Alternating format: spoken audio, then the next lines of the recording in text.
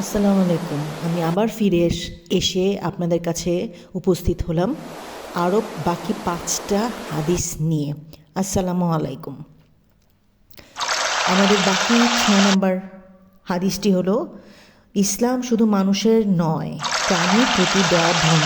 নবীজি বলেছেন, এক ব্যক্তি তৃষ্ণার্ত কুকুরকে পানি খাওয়ানোর কারণে জান্নাতে যাবে। ভাবুন তো, আমাদের আশেপাশে এমন কত কত ছোট ছোট সুযোগ আছে সওয়াব কামানোর জন্য।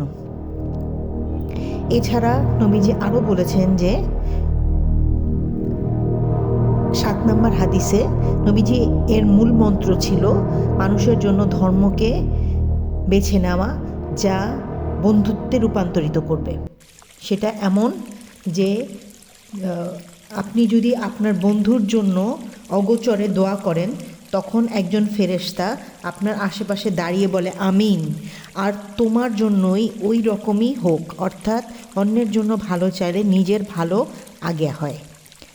এছাড়া আরও ৭ নম্বর থেকে ৮ নম্বরে হাদিস যদি আমরা যাই, তাহলে দেখব উপহার ও মানসিক শক্তি সম্পর্কে রাসূল পাক সাল্লাল্লাহু আলাইহি সাল্লাম একটা হাদিস বলেছেন, যেটা হলো ভালোবাসা বাড়ানোর খুব সহজ উপায় নবীজি শিখিয়ে গেছেন। তা হলো অপরকে হিংসা যেন না থাকে তার জন্য ছোট ছোট উপহার দেওয়া, ছোট ছোট ভালো উপদেশ দেওয়া, কাজে সাহায্য করা, এছাড়া মানুষের বিপদের দিনে এগিয়ে আসা।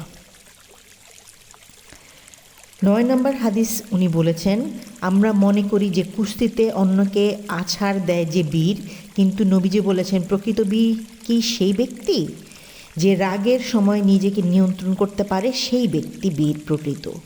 এটি আজকের অ্যাঙ্গার ম্যানেজমেন্টের শ্রেষ্ঠ ফর্মুলা।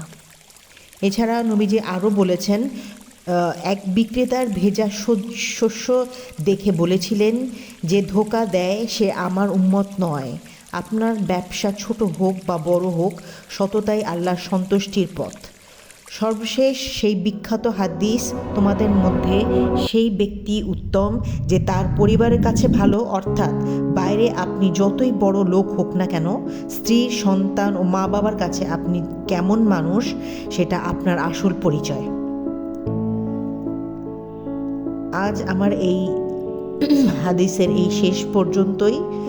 আমি বাকি আরও হাদিস যদি আপনাদের সামনে নিয়ে আসতে পারি অবশ্যই চেষ্টা করব। আমার ভুল ত্রুটি মার্জনা করবেন।